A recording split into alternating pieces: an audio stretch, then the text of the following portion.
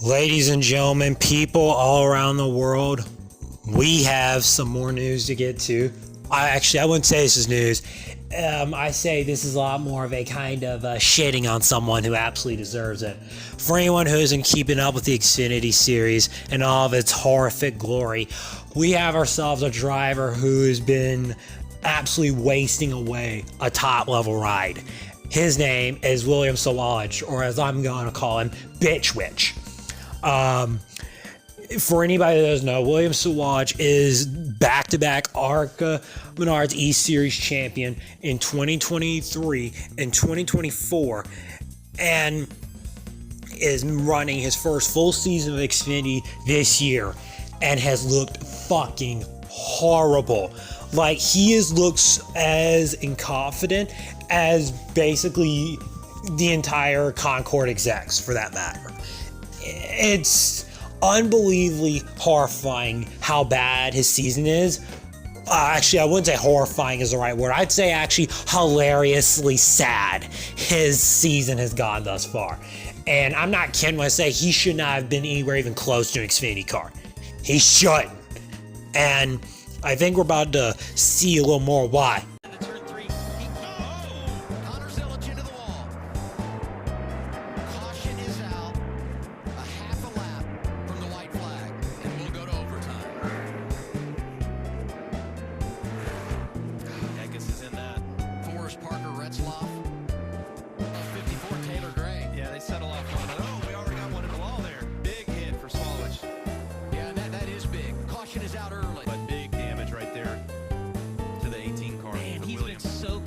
Too all year long. Sawalich last year he's been, man, that thing whipped around so fast though. I wonder if he hit that bump over there on low air and just maybe wasn't ready for it.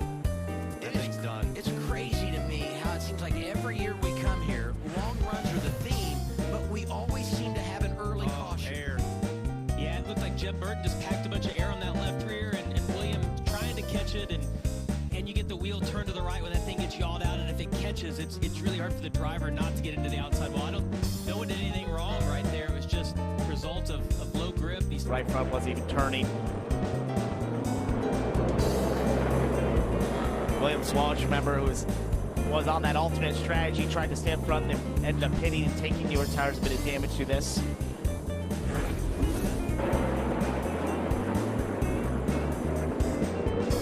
Sawalich just gets in the back of Connor Zillich, spins him around. The type of aggression, especially when you go on board. Caution's on, they're all stopped, and just like we saw earlier in the day when the 00 Sheldon Creed was spun and sitting on the front stretch and Brennan Poole ran into him, it's so tough to react to things at this racetrack. Locked up the brakes. He was in 7th. Then at Rockingham, he pulled off the cardinal sin of causing a wreck that collected everyone's favorite driver, Casey Kane, my personal GOAT, pretty much ending Kane's chance at a potential win. And then still managed a way to fuck up with a speeding penalty. And that's something that's also obvious. He has a shit ton of speeding penalties. I think he might actually have the most of any driver in the Xfinity series. And it gets even more hilariously sad from there. outside again. These restarts are interesting because Sawalich. Contact with Josh Williams. you jinxed him out. I did it. You jinxed him Every time. Definitely the announcer jinx. Wow. So, hey, under that last caution, Ryan C. got the free pass. My math right here says it'll be Casey Kane. All right. That goes back to the lead lap. And for Sawalich, you know, he got away with that earlier damage. This is not going to quite be the same. He hit the 11 pretty hard, knocked in that nose into the tires. This will be hard to recover from. Restart's so aggressive here. Sawalich gets 3 wide. Yep. Yeah, not his fault there. No, that's tough. Spotter knew that's where the momentum was on the top side, as you see Sawalich has an issue. It's another race, another problem for the rookie driver from Minnesota. Catherine Legg had taken over the lead. She had Front tire down. We heard something on the radio that maybe he's blowing up, and there you see smoke for the 18. He's on pit road. They've got the hood up right now on the 18, so definitely an engine issue. Those are the ones in the race where he said, I really earned my money today. I really Contact, and there goes Sawalich. Caution number 6. Get a stop, get a fire, try to get back rolling if you can. They were racing for 11th, 12th, and 13th on track in that situation. That last move might have been his dumbest one yet. He straight up David Rudiman'd himself in a much more spectacular way. Then he goes behind the garage about 25 laps later, finishing 35th, and in the very back again. 2 top 10 finishes, only a total of 4 laps led at the time that I'm officially at Racing Reference, even though now it's 40-something, around 40 laps led after Nashville, before he freaking wrecked himself. 6 lead lap finishes, 9 race finishes, officially 5 DNFs, and our points rank currently, as I'm looking at Racing Reference, of 24, but probably much, much worse than what it is after frickin' Nashville. Let me just give you some references here.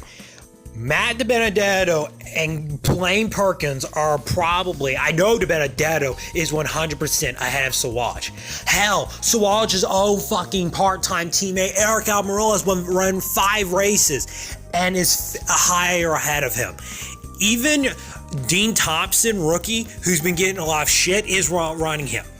He is almost in the same points category as Chris Wright. It's actually incredible. Chris Wright is roughly around the end of the top 30, like where you get from the top 20 on down. He is currently probably about 29th. William Sawalich is probably 25th or 26th after Nashville. Again, the points have not been updated at the time of recording this because this is right after Nashville. I have not seen a season. Just remember reference.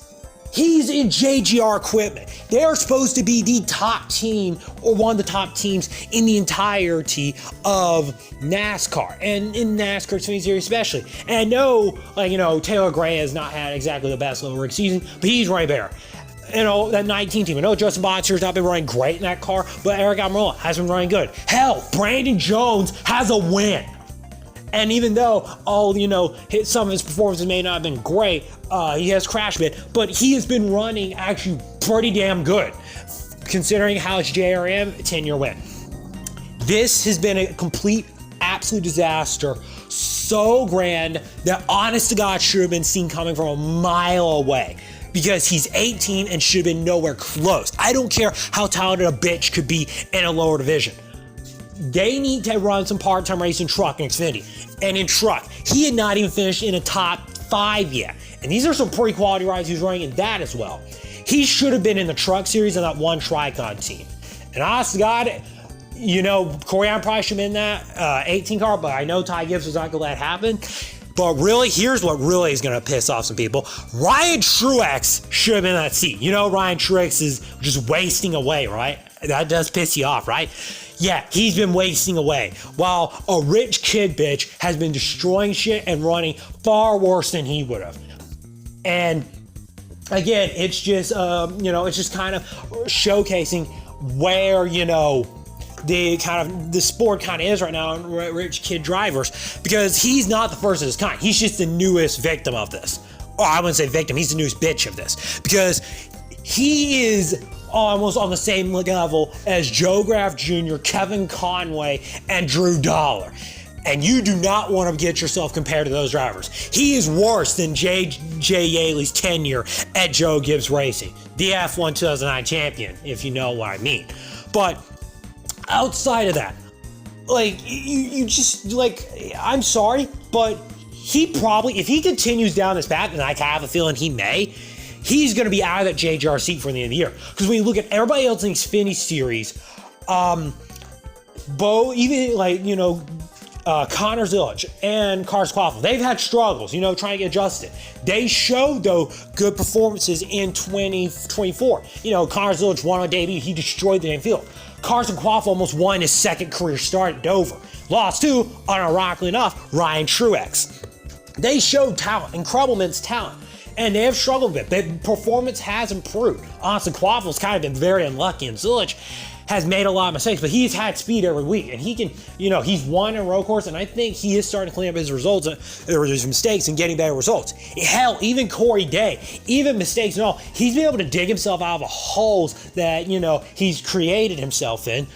He finished top 5 last night in the truck race, at least when I'm recording this Saturday night, and he finished 12th after spinning and working himself back to the field. So even Corey Day, he's proved himself. And if Hendrick and, Kyle Larson are smart, they'll put him full-time in trucks. Then after season 2, move him up to Xfinity. Then move him up to trucks. Do not rush him, because this is exactly what they did, and much more. William Sawalich should be nowhere even close considered to its Xfinity ride.